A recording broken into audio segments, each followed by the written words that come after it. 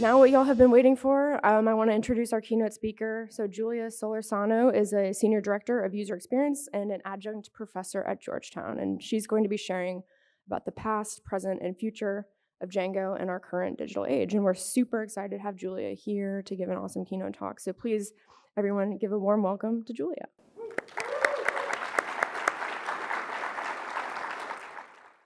Okay, I am just completely in awe this morning seeing so many of you at DjangoCon US 2023.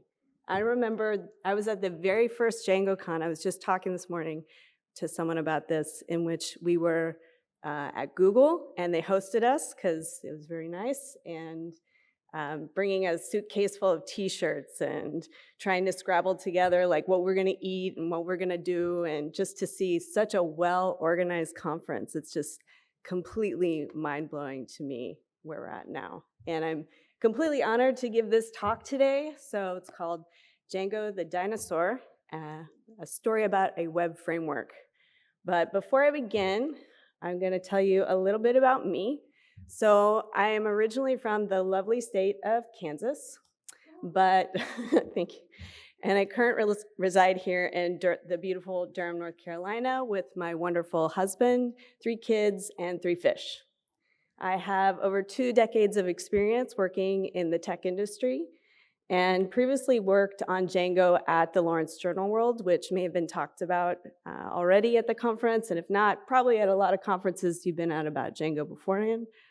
And then I worked at private companies, but I've spent predominantly the last 10 years working in the public sector in civic tech, which is where my disclaimer comes in, that this talk has nothing to do with my current employer or anything that I currently do in my regular day job, and is not representative of anything from my employer.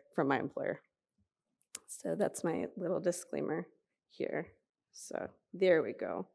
I'm also adjunct faculty at Georgetown University, in which I teach human-centered design at the School of Continuing Studies. But enough about me.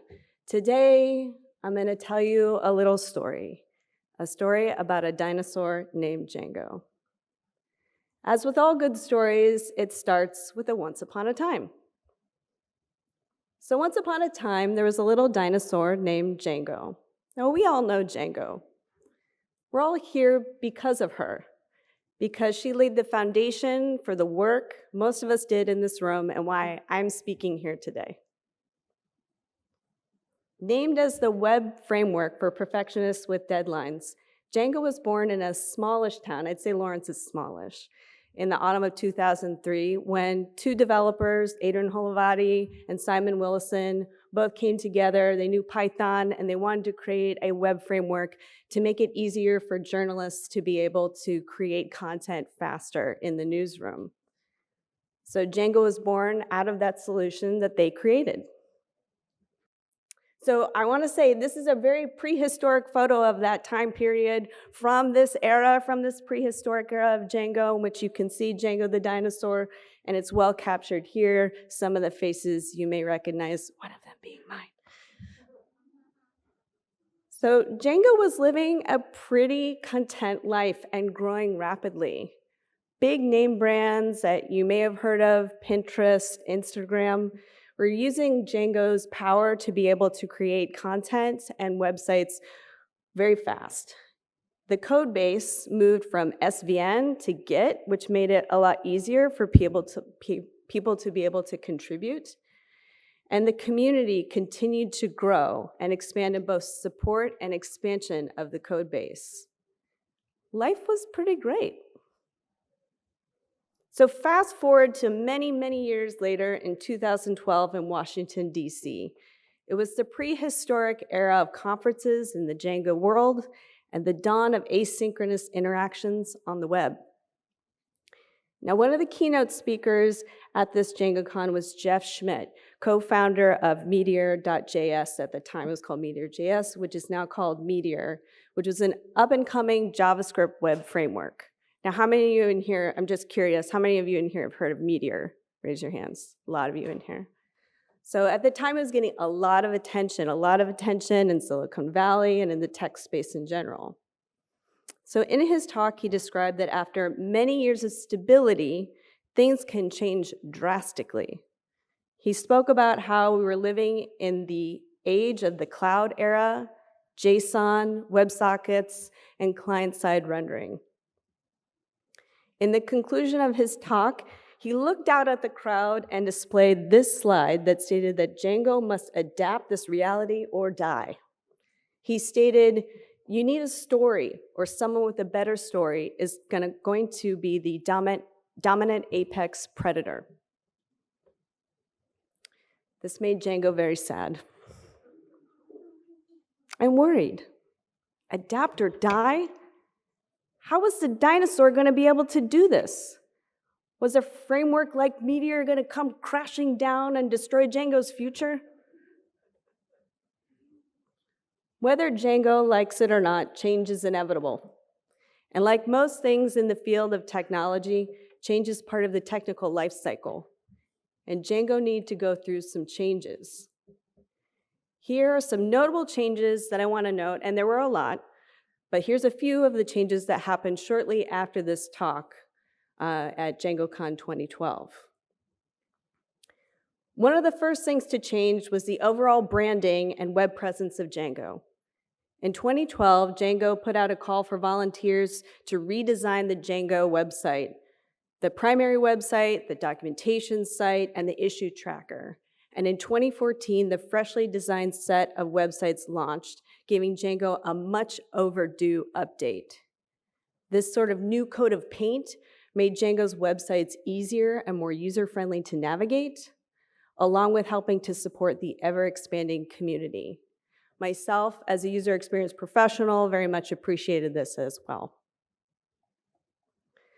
Speaking of expanding the community, also in 2014, Django Girls was founded by Ola Satarska and Ola Sendek to inspire women from all backgrounds to get interested in technology and to become programmers by offering a safe and friendly environment for learning the web framework. So there was an event this past Sunday. Did anybody go to that? I was sadly not able to attend that event, but I'm sure it went very, very well. Also, a book came out in hold on a second, that's not right. There we go. So a book came out in 2014 also by O'Reilly that was about Django and this concept that Django could be used in several different ways. So one of the ways being in an asynchronous fashion, using WebSockets, Backbone. Like, how do you actually do this? There's this big question about how can you actually make this work together? And so this book talks about this, but it also talks about this other part of Django, which you don't need the ORM. Like, you don't actually need the ORM in order to run Django. So I highly recommend this book in order to actually, it's quite old in terms of the code base and everything, but it's quite good to start thinking about like how else can you use Django in different ways. So you're breaking out of the mold. Because at the time of this book, it was very much about like the tutorial was the way you do it. This is how you do Django, right? You start learning Django, you learn through the tutorial, you don't stray from that. This book helps to get away from that thinking to be able to think in other ways. And the first chapter being the world's smallest Django application. So highly recommend that. So a few years later in 2016, Django Channels was introduced. So how many here use channels on a regular basis? Just a few, interesting.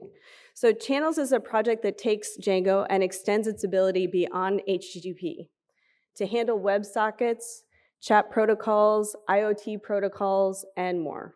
Whilst Django still handles traditional HTTP return response, Channels gives you the choice to handle other connections to either synchronous or asynchronous styles.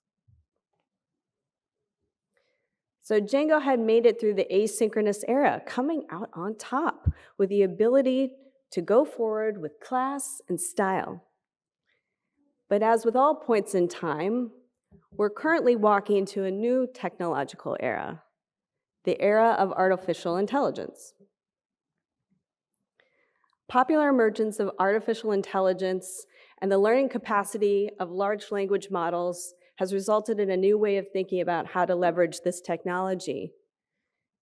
In a New York Times opinion article written by Farhad Manjoo, he writes about how artificial intelligence is quickly getting smart enough to rival human coders. He wrote about how writing a program is nearing extinction, right? And that this could be the end of programming as we know it. This new era has also resulted in companies having to make some difficult decisions about the future of their company and what they are moving towards. Nearly a year ago, Facebook laid off 13% of its workforce. Amazon followed shortly, along with Microsoft and Alphabet. Over this past summer, Zapier was also one of those companies. As part of its commitment to transparency, they very openly conveyed how AI and LLM are part of the reason for the 10% decrease in their staffing.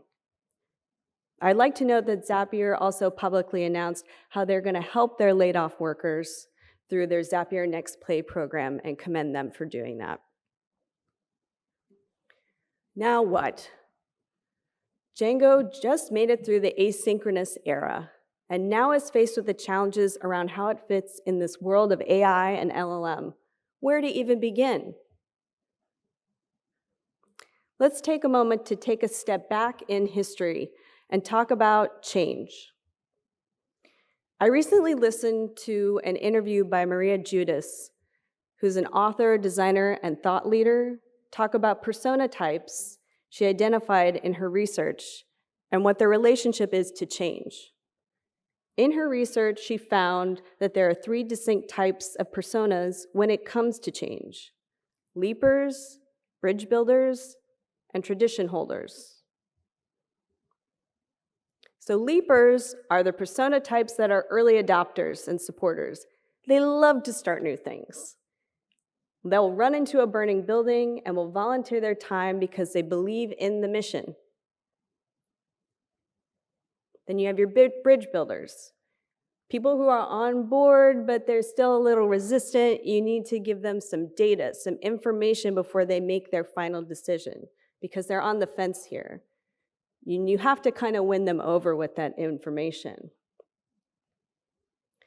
Then you have your tradition holders. These are the folks that are most resistant to change based on the research.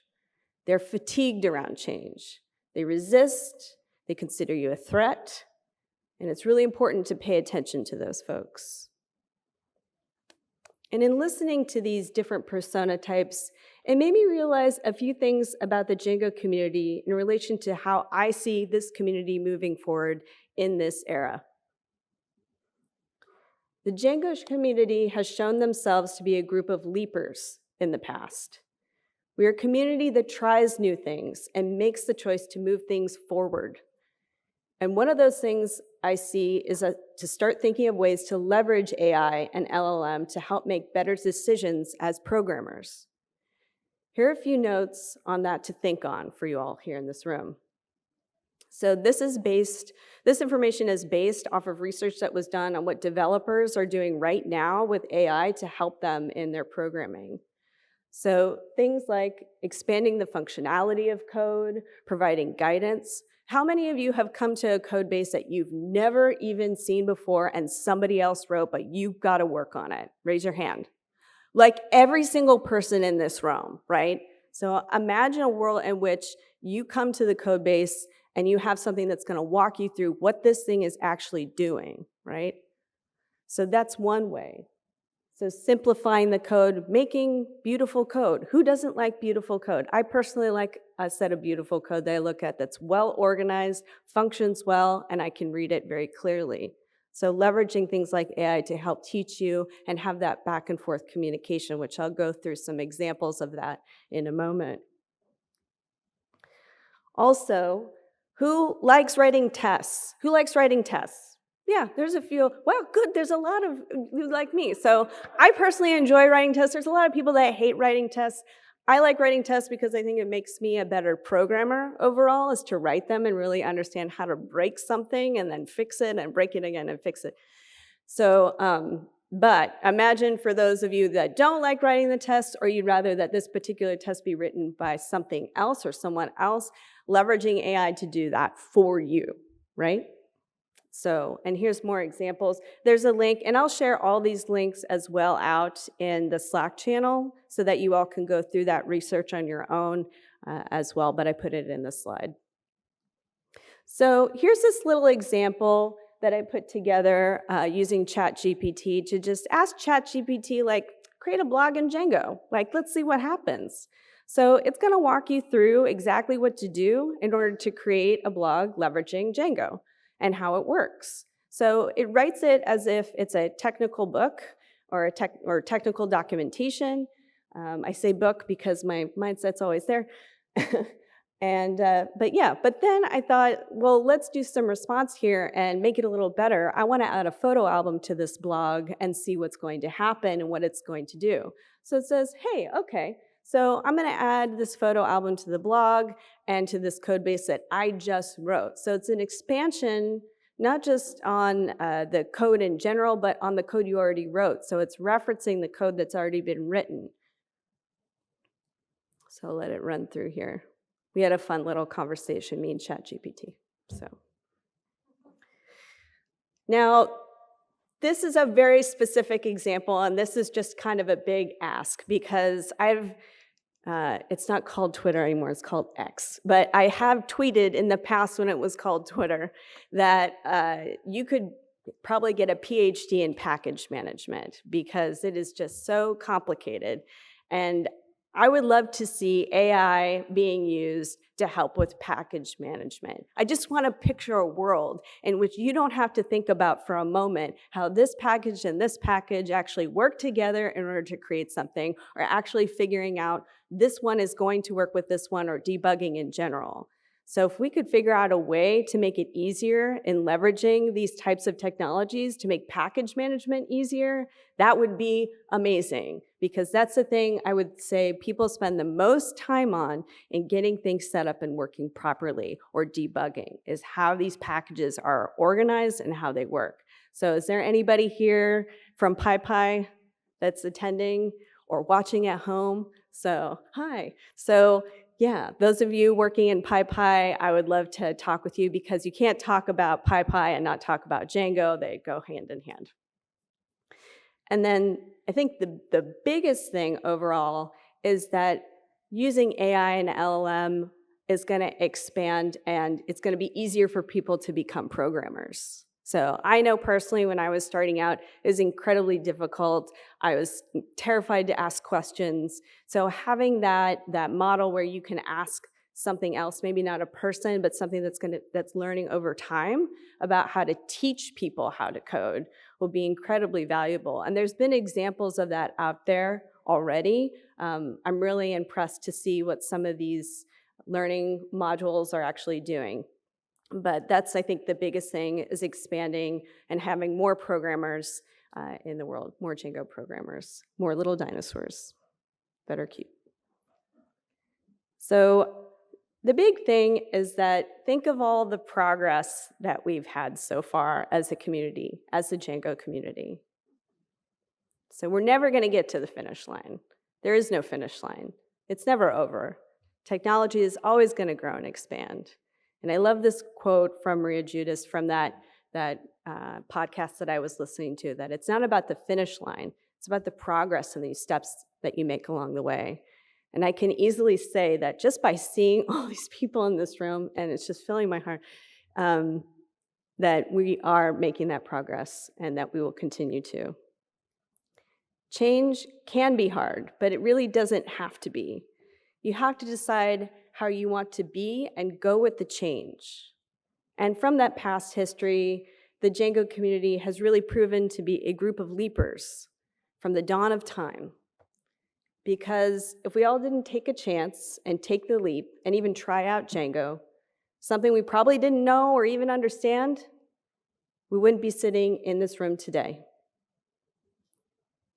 So I look forward to DjangoCon 2024 and hearing about all the talks and talking to you all about what you're doing in your day-to-day with AI, LLM, and how you're advancing the Django community.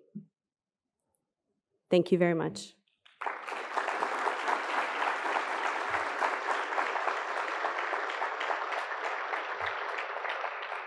So I'm happy to take questions. I don't know how we're doing questions here. Thank you very much. When you were talking about package management, I was worrying that I don't understand, it's something I don't understand. And now if you bring artificial intelligence in there to do the understanding for me, I will never understand it. And it won't get simpler because it doesn't need to get simpler because it doesn't need to be made understandable by people like me. So is that something you worry about, that we're introducing layers between us and the things that we ought to have some kind of understanding of? Is that a risk? That's a great question. Thank you. I don't see it as a risk. Here's why. I see it as a way to be able to better understand it, right? So if we're leveraging these technologies to understand how package management works or is broken in general, then it's going to make it easier for package management to actually get better, right? Because with AI, it can run through all these different scenarios like that in order to figure out what's actually going on and what is the problem. I can tell you that I spent hours upon hours and early in my career, days, trying to figure out what is going on, what is the problem, why can't I get it to work? And it's because things are not updated, and then I have to actually go sometimes, and I would love to know from the audience, you have to actually go to the person that's managing that package and say, hey, can you please update this?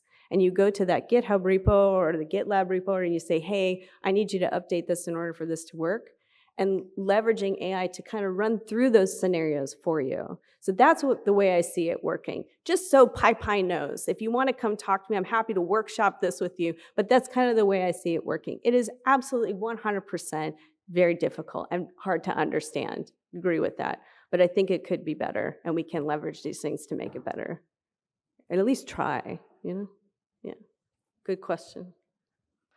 All right, well, thank you, Julia, so Thank you. much. That was amazing. Really appreciate it.